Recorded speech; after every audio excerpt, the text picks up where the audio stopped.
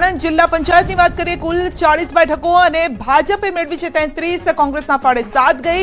ચૂંટણી પ્રક્રિયા પૂર્ણ અને ભાજપે જિલ્લા પંચાયતને જાળવી રાખી છે। તો સુરતની વાત કરીએ, સુરત મહાનગરપાલિકાની ચૂંટણીના પરિણામોમાં ભારતીય જનતા પાર્ટીએ વિરોધ પક્ષ આમ આદમી પાર્ટીના મજબૂત ગઢ ગણાતા વિસ્તારોમાં ગાબડું પાડ્યું છે અને પ્રચંડ જીત મેળવી છે। ભાજપની આખી પેનલો વિજેતા જાહેર થતા જ કાર્યકરોમાં ભારે ઉત્સાહ પણ જોવા મળ્યો અને જેમાં ખાસ કરીને વરાછા વિસ્તારના ધારાસભ્ય કુમાર કાનાણીએ જીતનો જશ્ન અનોખી રીતે ઉજવ્યો છે। પોતાના વિસ્તારમાં ભાજપના ઉમેદવારોના વિજયથી ગદગદ થયેલા કાનાણી ઢોલ નગાડા સાથે અને તેના તાલે મન મૂકીને નાચતા જોવા મળ્યા। મોરબીના જૂના ઘાટીલા તાલુકા પંચાયત બેઠક પર અપક્ષ ઉમેદવાર કેતન વિજડાએ 570 મતની ઐતિહાસિક લીડ સાથે જીત હાંસલ કરી છે। ભાજપ દ્વારા કોંગ્રેસમાંથી આવેલા આયાતી ઉમેદવારને ટિકિટ આપવાના નિર્ણય સામે કાર્યકર્તાઓ અને ગ્રામજનોમાં ભારે વિરોધ પણ જોવા મળ્યો હતો।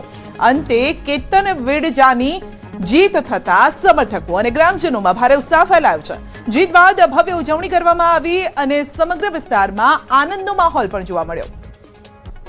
નડિયાદ મનપાની વાત કરીએ તો નડિયાદ મનપા, નગરપાલિકા, જિલ્લા પંચાયત, તાલુકા પંચાયતમાં ભાજપની ભવ્ય જીત। કમલમ ખાતે જિલ્લા પ્રમુખ નયનાબેન પટેલની ઉપસ્થિતિમાં ફટાકડા ફોડીને ઉજવણી કરવામાં આવી। આ ઉજવણી કાર્યક્રમમાં જીતેલા તમામ ઉમેદવાર ઉપસ્થિત રહ્યા। નડિયાદ, મૌધા, કઠલાલ, કપડવંજ, માતર, નડિયાદ સહિતના તમામ ધારાસભ્યો ઉપસ્થિત રહ્યા। જિલ્લા પ્રમુખ નયનાબેન પટેલે તમામ જીતેલા ઉમેદવારોને અભિનંદન પાઠવ્યા।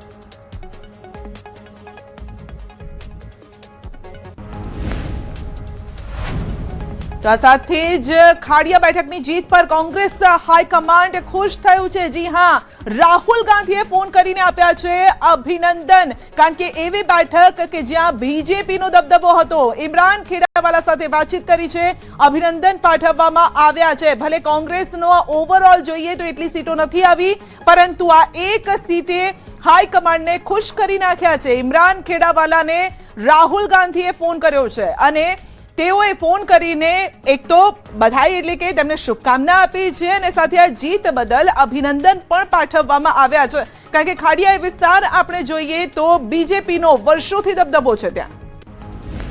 સુરતના વોર્ડ નંબર 18 જીતેલા ભાજપ ઉમેદવાર અને કોંગ્રેસના ઉમેદવારો વચ્ચે છૂટા હાથની મારામારી થઈ।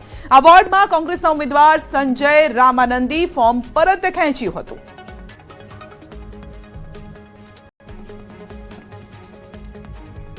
તો અમદાવાદના મતગણતરી સમયે બબાલ થઈ હતી।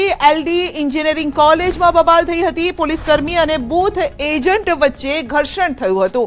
તો નાની મોટી બબાલોના સમાચાર પણ સવારથી જ સામે આવ્યા હતા, જે સમયના આ દ્રશ્યો પણ છે, કારણ કે ક્યાંક આ ક્રુશિયલ સમય હોય છે આજનો, કારણ કે આટલા મહિનાઓની મહેનત હોય છે ને જો તેમાં કંઈક એવું થઈ જાય તો ક્યાંક એવો ડર પણ લાગતો હોય છે ને, જેના કારણે જે કાર્યકર્તાઓ છે તે સક્રિય રહેતા હોય છે બંને પાર્ટીના, અને કદાચ એના કારણે જ આ બબાલ પણ થઈ હતી। અંદર અમે આવતા હતા અને ત્યાં ધક્કો માર્યો, લાફો માર્યો પોલીસ વાળાએ, વાસણા એલિસ બ્રિજ। अच्छा આપણે ગાળાગાળી કરી હોવાની પણ પોલીસ કહી રહી હા, અમે કોઈ કરી નથી, એ લોકો એમને ધક્કા મારીને બહાર કાઢ્યા। નહીં, ગાળો કોણ બોલ્યું? ગાળો અમે કોઈ બોલ્યા જ નથી, એ લોકો એમને ધક્કા મારીને કાઢ્યા એક લાફો મારે અને પેલા અમને લાફો માર્યો, પોલીસ વાળાએ લાફો માર્યો। જેને વાગ્યનું નામ શું છે? પ્રણવસિંહ ડોડિયા, કયા વોર્ડના? Vasna Alice bridge. સુરતના કાપોદ્રામાં ભાજપનો ભગવો લહેરાયો છે। વોર્ડ નંબર 14માં ભાજપની પેનલ બની। વોર્ડ નંબર 14માં ચારેય ભાજપના ઉમેદવારોની જીત થઈ છે।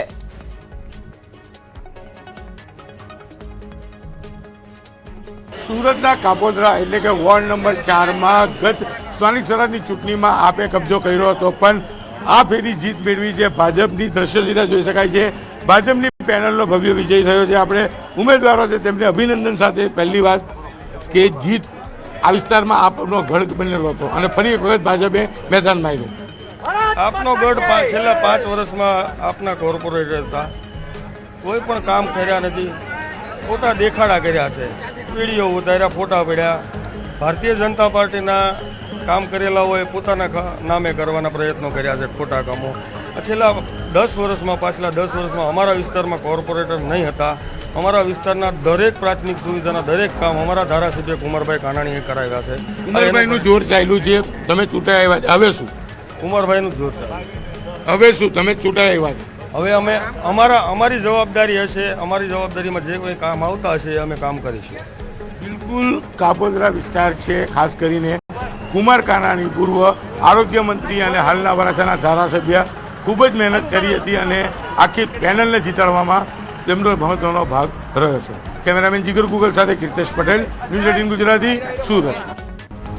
નવસારીની ગણદેવી તાલુકાના પંચાયતની ઉંડાજ બેઠક પર ભાજપની કારમી હાર થઈ છે. ઉંડાજ બેઠક પર અપક્ષ ઉમેદવારની જીત થતા ભાજપમાં સોંપો પડી ગયો છે. સતત 2 ટર્મથી સરપંચ તેમજ નવસારી જિલ્લા બક્ષીપંચ મોરચા પ્રમુખની કારમી હાર થઈ છે. સ્થાનિક સ્વરાજ્યની ચૂંટણીના પરિણામો આવવાની શરૂઆત થઈ ચૂકી છે. ગણદેવી તાલુકા પંચાયત ઉંડાજ જે બેઠક છે એના પર મોટો ઉલ્લેખ આવ્યો છે. સતત 2 ટર્મથી સરપંચ અને ભારતીય જનતા પાર્ટીમાં બક્ષીપંચ મોરચાના પ્રમુખ વિનોદભાઈ પટેલને કારમી હાર મળી છે અને યુવા જે છે એ બાજી મારી છે. અપક્ષ ઉમેદવારી કરી હતી અને અપક્ષ ઉમેદવારી કરીને બેઠક પર એમને હરાવ્યા છે. શું કહેશો? આ અમારી જીત નથી, આ અમારા ગામ લોકોની જીત છે. ગામ લોકોએ મને દીકરા તરીકે જે સ્વીકાર કર્યો છે તે બદલ ગામ લોકોને તો હું 2 હાથ અને ત્રીજું મસ્તક નમાવી પ્રણામ કરું છું. ખરેખર આવો જ સાથ મળશે, આપણે ગામને પ્રગતિશીલ વિકાસ તરફ લઈ જશું. ઇલેક્શનના આગલે દિવસે પણ તમારા પર હુમલો કરવામાં આવ્યો તો એ વાતો સામે આવી હતી. શું કહેશો? એના કારણે આ ચૂંટણીનું પરિણામ બદલાયું છે. એ તો અસામાજિક તત્વો છે, એમને એમની હાર દેખાતી હતી એટલે કઈ પણ પ્રકારના કૃત્યો કરવામાં આવ્યા છે, પરંતુ અમે એમને અવગણીએ છીએ. એની સાથે અમે કોઈ બાર મતભેદ નથી રાખ્યો.